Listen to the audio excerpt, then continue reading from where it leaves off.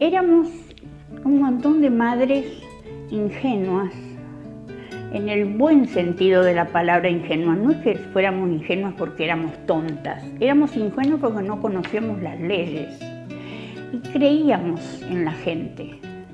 Entonces, cuando íbamos a un lugar y reclamábamos, nos decían cualquier cosa: vaya a reclamar allá, vaya a reclamar allá. Así fuimos aprendiendo, y fuimos aprendiendo en la época de la dictadura, porque nosotros no esperamos a que viniera la democracia para ir a empezar a recuperar nuestros.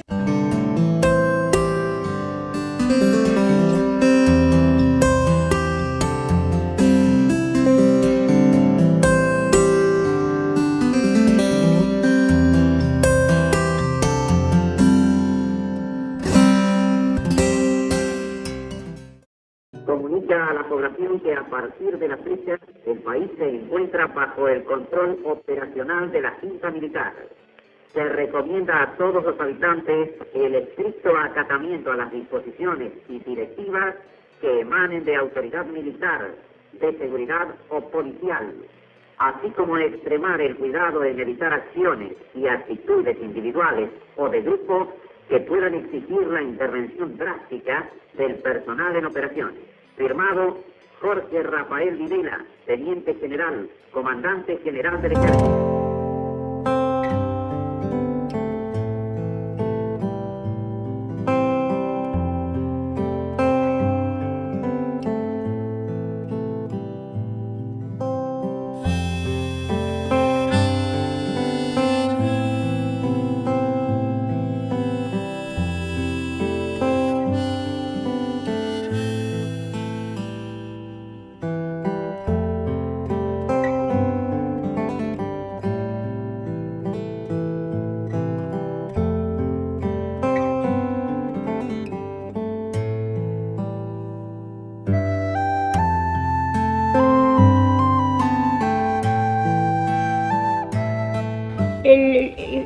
Nos empezamos a juntar en lo que después descubrimos que era Familiares Desaparecidos, que nació en realidad en Buenos Aires, porque Familiares existía en Buenos Aires, en un local que tenía la Liga de los Derechos Humanos, que les prestaba un lugarcito en la calle Corrientes, y todos íbamos allá a hacer la denuncia. Hasta que una compañera de acá, de nosotros, consiguió que los de Buenos Aires le dieran la lista de los que vivían en Córdoba. De ahí entonces empezamos el grupo de madres que éramos, de las cuales están quedando pocas, pero la que consiguió esa lista todavía estaba a cumplir 90 años, vive en Catamarca y está perfecta. Coca Molina, amorosa, trabajadora, tuvo presa ella también. Consiguió la lista y empezamos a ir a visitarla, esa gente que había hecho la denuncia. Época de la dictadura, vienen dos señoras, o una señora y un señor, o dos señores, porque había también algunos padres que lo hacían. Te tocan el timbre y te preguntan si vos tenés un hijo desaparecido que hiciste la denuncia. La gran mayoría nos cerraba la puerta en las narices, no nos contestaba nada. El otro día me hizo reír Coca porque dice, no solo nos cerraban la puerta en las narices, nos agarraban las narices con la puerta, porque la gente tenía muchísimo miedo. Aún resuenan las voces de aquellas primeras imágenes de las viejas con sus pañuelos blancos.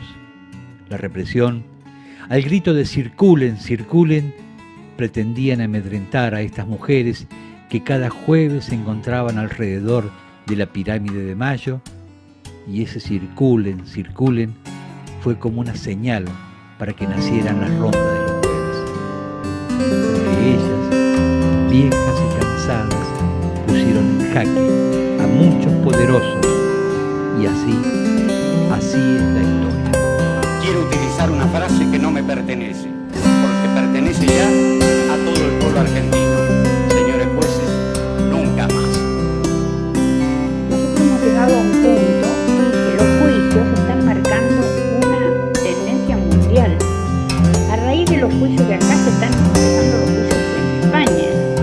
A raíz de los juicios de acá se han avivado, llamémosle, la palabra no es justa, se han despertado.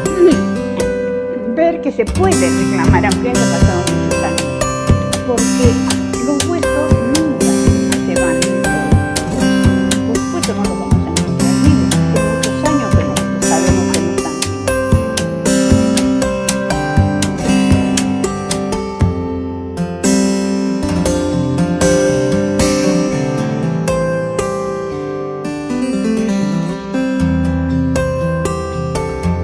Quiero que quede claro que como presidente de la Nación Argentina no tengo miedo, ni les tengo miedo, que queremos el ejército de San Martín, Belgrano, Mosconi y Sabio, y no de aquellos que asesinaron a sus propios hermanos, que fueron de Videla, Galtieri, Viola y Viñones. Hay un nuevo país. Necesitamos soldados comprometidos con el destino de la patria. Indudablemente hay un antes y un después del gobierno de Néstor Kirchner y Cristina Fernández. No reconocer lo que se hizo en ese periodo sería pecar de soberbia y de una ceguera política muy grande, y no es nuestro caso. Ambos permitieron que los campos de concentración fueran un espacio de la memoria y se revalorizó esa lucha con la denuncia permanente de lo que fueron capaces de hacer los genocidas. Estos años quedaron marcados para siempre, como los gobiernos que permitieron que muchos de nuestros desaparecidos y bebés nacidos en cautiverio supieran de su destino.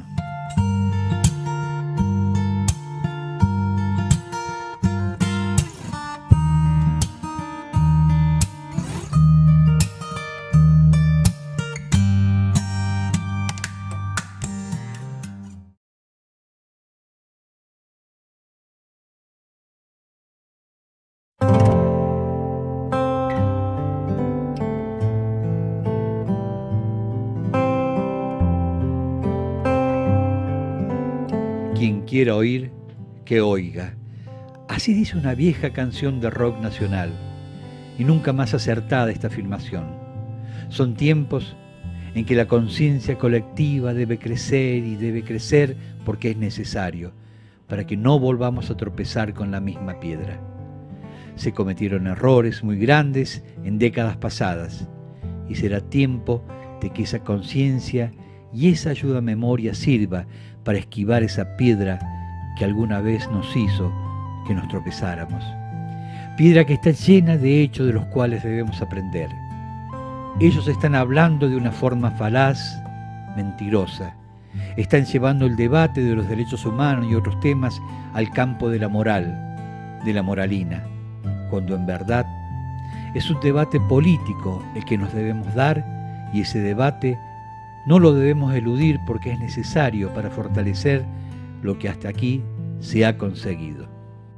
Bueno, en este momento, por primera vez en la República Argentina, ustedes lo saben tanto como yo, la derecha llegó al poder por el voto de la gente. Hasta ahora habían sido siempre golpes militares desde el golpe contra Irigoyen y las falsedades de las elecciones que hubo anteriormente, cuando votaba el que era el puntero, iba a votar, te pedía a mí me lo cuentan los viejos eso, que les pedían las libretas y iban a votar ellos. Bueno, con esas votaciones fraudulentas o con golpe de Estado, la derecha estuvo manejando el país, pero nunca como ahora, con un gobierno democrático, por más que haya ganado por poquito. Un día le digo a una amiga mía de Buenos Aires, y sí, ahora descubrimos, porque te estoy hablando de lo que íbamos descubriendo, descubrimos los campos de concentración, donde los habían tenido. Ay, me dice, no empecés vos también con ese delirio. ¿Cómo va a haber un campo de concentración en una comisaría que está rodeada de gente? Y sí. Y si vos escuchás que hay gritos y que sabés que sacan a una persona y vivís al lado, vos me dices, ¿cómo no van a hacer la denuncia? ¿Y dónde la harías vos la denuncia? Si los gritos y el problema viene de la casa de al lado tuya, que es la policía. Se quedaban callados. Ahora nosotros después cuando lo descubrimos, todo el mundo lo ve como normal. que cuando descubrimos todos los centros, descubrimos La Perla, descubrimos La Ribera, lo fuimos descubriendo nosotros.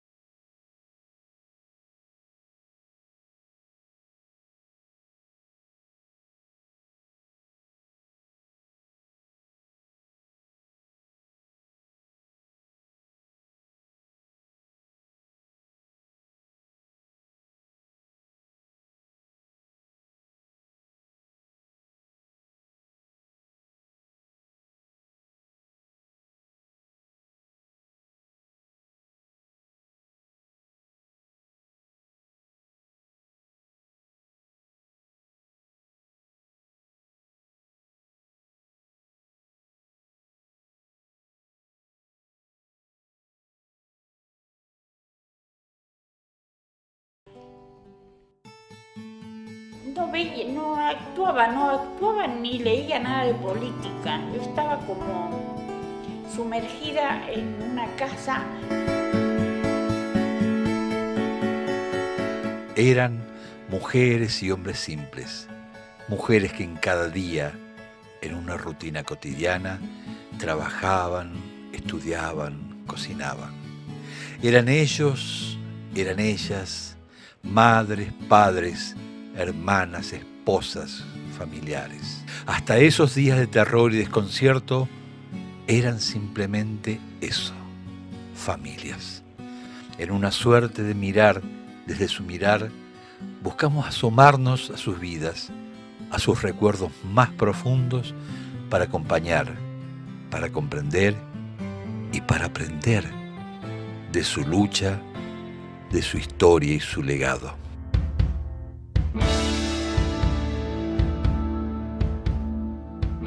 Del 24 de mayo, que se había escapado del Buen Pastor, hasta julio del 76 había estado clandestina. Ahí la secuestran. Después de mucho tiempo supimos que la habían secuestrado en una casa de la calle Warnes, en un departamento donde vivía Manuela Santucho y Cristina Navaja de Santucho. Eso es en el mes de julio del 76. De ahí no tuvimos más nada de ella, como si se hubiera evaporado. Por muchísimos años no supimos nada. No figuraba en ninguna lista. Cuando aparecía alguno que había estado preso, lo habían soltado, viste, que eran los que traían las noticias. No tuvimos nada. Y en el mes de noviembre del mismo año, del 76, lo detienen a mi hijo en Córdoba, en la terminal de ómnibus, con Sara Guayman, que era la novia, que en realidad ellos los subieron a un camión, los hicieron tapar con sus propios pulóveres o camisas, no sé, y los llevaron a la Ribera. Estuvieron 3 días en la Ribera, que ellos se comunicaban silbando. O sea, Sara sabe que Carlos Alberto estaba allí porque se silbaban una canción, Samba para no olvidar, de León Gieco, que lo habían estado ensayando. Y al tercer día dice que nadie le contestaba a ella el silbido y a ella la trasladaron a la UP1.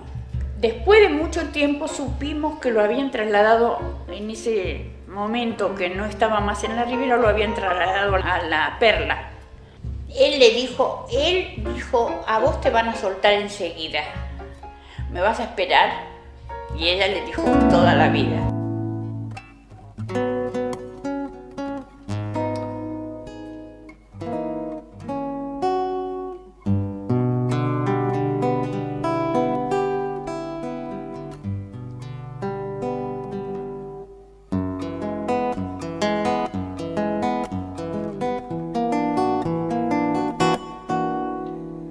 ¿Cómo haré con esta pena que se metió dentro mío, palomita?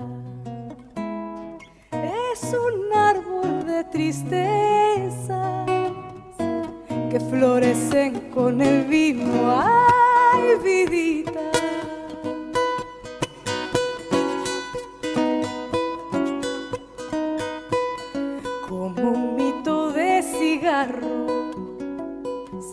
las cosas vividas con los años. Hay coplas que no se olvidan, amores y despedidas, desengaños.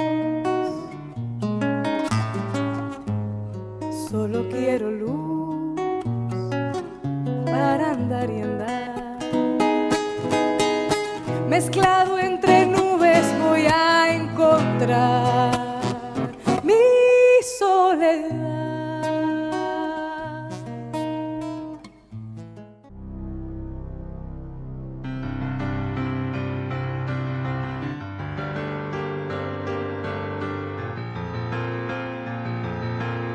Los familiares en general poco entendían de los sueños de sus hijos, de sus hermanos, de sus esposos. Algunos acompañaban simplemente, otros desconocían la fuerza de las convicciones y la inmensidad de los anhelos. Pero todo cambió cuando ellos ya no estaban.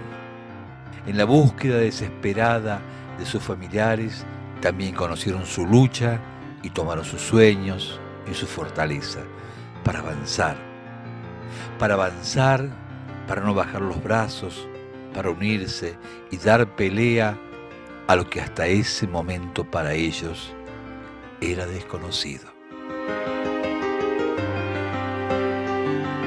El que entendió enseguida fue Santiago, que siempre había sido muy solidario, había trabajado en todas las cooperadoras, había creado una cooperativa de... En fin, él tenía un sentido de solidaridad mucho más amplio de lo que yo tenía, y él entendió enseguida cuál era el pensamiento de la hija que la había llevado a estar militando en política. Cuando nosotros la vimos que se escapó del Buen Pastor y la pudimos ver, le pedimos por favor que se fuera del país, que nosotros la ayudábamos a salir del país de alguna manera. No quiso, dijo, mi lugar está acá, mami. Que tenían una fuerza porque eran seres especiales. Yo siempre digo que nosotros deberíamos aprender de ellos. Ellos tenían un sueño tan grande que los hacía fuertes aún en la desgracia. Y nosotros, que a veces en aquella época no compartíamos tanto los sueños hasta que no aprendimos, por lo que estoy hablando de mí, yo no creía mucho en esto. Yo aprendí acá, en esta cárcel, y después afuera aprendí que ese sueño era de un país hermoso que ellos soñaban, y es el que estamos nosotros ahora luchando para que llegue.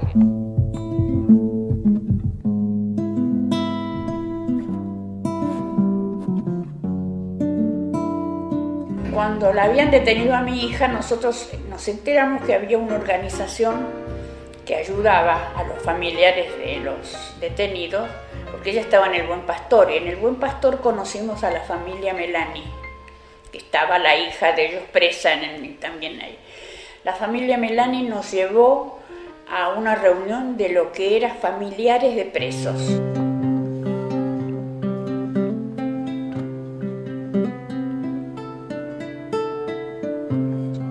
Familiares de desaparecidos y detenidos por razones políticas y Madres de Plaza de Mayo fueron organizaciones formadas por las familias de las víctimas del terrorismo de Estado durante la última dictadura militar. Caminaron sin descanso en la búsqueda desesperada de sus seres queridos. Recorrieron dependencias del Estado, policiales, de las Fuerzas Armadas, iglesia y organismos de derechos humanos. Desde ese momento supieron que no estaban solos en la desgracia y el dolor.